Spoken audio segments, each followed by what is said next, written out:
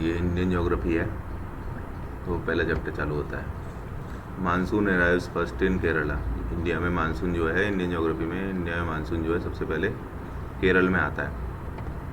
ठीक है। In summers monsoon south west का होता है, इस लेफ्ट मतलब साउथ वेस्ट डायरेक्शन से आता है, उसे साउथ वेस्ट मानसून कहते हैं। और विंटर में नॉर्थ ईस्ट की तरफ से जो हवाएं चलती हैं, तो ये नॉर्थ ईस्ट मानसून होता है। ये आता है अरेबियन सी से साउथ वेस्ट मानसून, और जो नॉर्थ ईस्ट मानसून है वो बे ऑफ बंगाल की तरफ से आता है, साउथ इंडिया में बारिश करता है। ये पूरे इंडिया में बारिश करता है। ठीक है। मैक्सिमम रेन जो है साउथ वेस्ट मानसून से होती है। ठीक है। तमिलनाडु में रेन जो है अक्टूबर से दिसंबर में होती है, नॉर्थ ईस्ट वाले मानसून से। और कोची और तेजपुर ये बहुत ही ह्यूमिड एरिया है। जनरली समुद्र के किनारे वगैरह रहता है ना, तो वहाँ पे काफ़ी ज़्यादा ह्यूमिडिटी रहती है। वेस्टर्न डिस्टर्बेंस जो है वो कम बाई वेस्टर्लीज। वेस्टर्न डिस्टर्बेंस जो है वेस्टर्लीज की तरफ से आते हैं, जो हिमालय की करीब करीब सीध में होते हैं, मतलब उत्तर भारत की सीध में होते हैं, पंजाब हिमालय उस वाली सीध में। तो वहाँ से वेस्ट की तरफ से हवाएं आती हैं और मेडिटरेनियन सी में से मॉइस्चर लेके आती हैं और इंडिया में सर्दियों में बारिश करती है, नॉर्थ इंडिया में, पंजाब, हरियाणा, दिल्ली, वेस्टर्न यूपी वगैरह। इंडियन ओशन डायपोल किसे कहते हैं? Western Indian ocean becomes alternatively hot and cold with respect to eastern Indian ocean. इसे इंडियन नीनो भी कहते हैं। ठीक है। तो इंडियन ओशन जो है वो साल में अल्टरनेटिवली हॉट और कोल्ड होता रहता है, लेफ्ट और राइट वाला पोर्शन पूरा, मतलब कि वेस्ट इंडियन ओशन और east Indian ocean. North east monsoon जो है वो तमिलनाडु में आता है, वही सेम यहाँ पे भी अक्टूबर दिसंबर में आता है, वही सेम चीज़ है। ठीक है। हाईएस्ट रेनफॉल जो है वो मेघालय में होती है, पूरे इंडिया में हाईएस्ट मेघालय में होती है। सेकंड नंबर पे सिक्किम में होती है। ठीक है। मैंगो शावर किसे कहते हैं? जो कर्नाटक और केरल में अप्रैल में जो बारिश होती है उसे मैंगो शावर कहते हैं, कर्नाटक केरल में। ठीक है। Lowest rainfall in India Leh में होती है। ठीक है। राजस्थान में नहीं होती, बल्कि लेह में होती है। राजस्थान में जैसलमेर में बहुत कम बारिश होती है। चेन्नई में जो मेनली बारिश होती है वो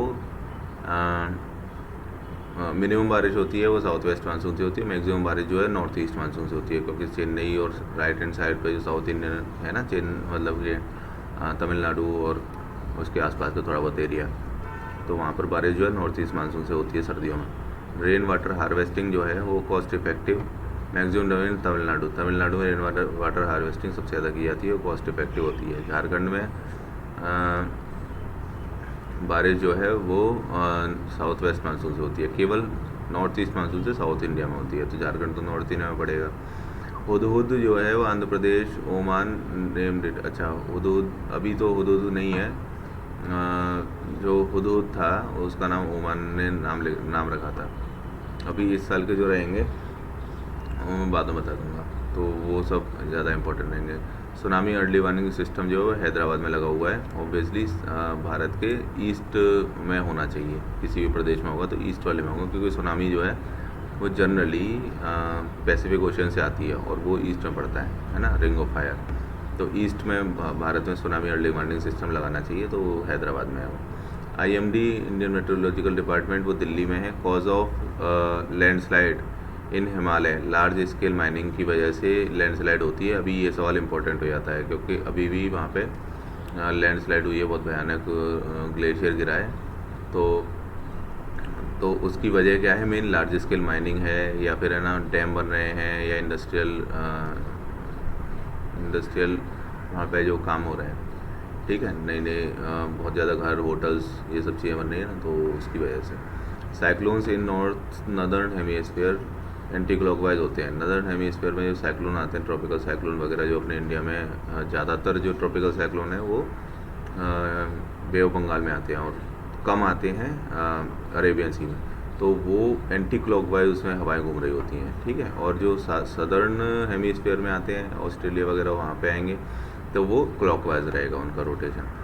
Orissa affected by cyclones, flood, drought, ये तीनों चीज़ों से उड़ीसा पे फ़र्क पड़ता है। साइक्लोन तो हर साल आते ही हैं, और फ्लड भी आता है, और ड्रॉट भी हो जाता है। ठीक है। तो इसीलिए उड़ीसा थोड़ा गरीब भी रह जाता है, उसे ज़्यादा हेल्प की ज़रूरत पड़ती है। डिजास्टर मैनेजमेंट ट्रेनिंग इंस्टीट्यूट, ये फर्स्ट नागपुर में था, हमने यहाँ लटूर महाराष्ट्र में बनाया। लटूर जो है वो महाराष्ट्र में। Karnataka lowest prone to earthquake. ठीक है, मतलब कर्नाटक क्या, जो भी साउथ के जो अपने साउथ इंडियन स्टेट हैं ज़्यादातर सब अर्थक्वेक के द्वारा ज़्यादा प्रोन नहीं है। प्रोन टू अर्थक्वेक कौन कौन से एरिया रहेंगे? गुजरात से लेके हिमालय के साथ साथ चलिए और नॉर्थ ईस्ट और फिर नीचे की साइड को अंडमान निकोबार, तो वो पूरा जो एरिया है वो पूरी प्लेट है, टेक्टोनिक प्लेट, तो उसकी जो मार्जिन है उन पे अर्थक्वेक ज़्यादा होता है। तो कर्नाटक हो या तमिलनाडु हो या केरल हो या फिर कोई भी मध्य प्रदेश, यहाँ पे ना अर्थक्वेक के चांसेस बहुत कम होते हैं। सिस्मिक रिस्क जोन इंडिया में 4 हैं, 2, 3, 4, 5।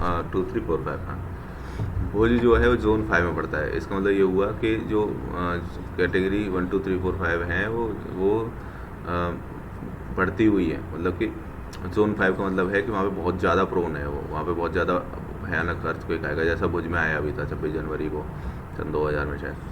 हैदराबाद जोन 2 में आता है, ये साउथ इंडिया का है, तो यहाँ पे ये सबसे कम प्रोन है। जैसे कर्नाटक भी जोन 2 में आएगा, है ना, चेन्नई जोन 2 में आएगा, श्रीनगर जोन 5 में आएगा क्योंकि वो हिमालय के आसपास वाली जगह है। Maximum flood prone area in UP, eastern UP है फ्लड प्रोन एरिया, क्योंकि वहाँ पे बहुत ज़्यादा बारिश भी होती है और काफ़ी सारी नदियाँ भी हैं। ठीक है, तो ये एक चैप्टर ख़त्म हुआ, बाकी का दूसरा चैप्टर थोड़ी देर बाद देखते हैं।